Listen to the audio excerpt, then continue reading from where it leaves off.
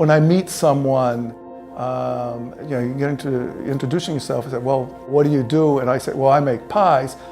Invariably, you get a big smile. We order our apples on Friday from a farm in upstate New York. Monday morning, we get them at 3 a.m. and we start making pies at 5 a.m. We deal with a fresh apple. We got our first big break with Martin's back in 1981. I'd stack up 100 pies on a dolly, and I'd wheel them in up the ramp, and everybody would look and go, look at those pies. They just stood out. We're not trying to be, pardon the expression, cookie cutter.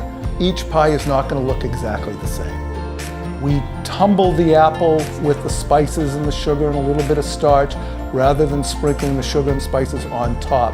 We want every slice coated. To me, it's always been about keeping that homemade look.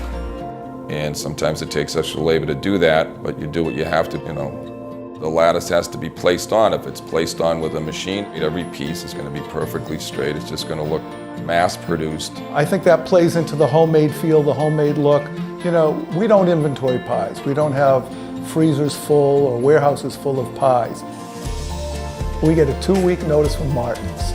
We make them a couple of days before the ship date. We ship them, they're gone. They aren't sitting somewhere. We're trying to give the look and the quality and the taste and so forth of someone that took maybe 3 or 4 hours to make that pie. Now they can go to the store and buy it right there. Our research and development is nothing more than tasting pies. And the bottom line is, will you bring this pie to your grandmother's birthday?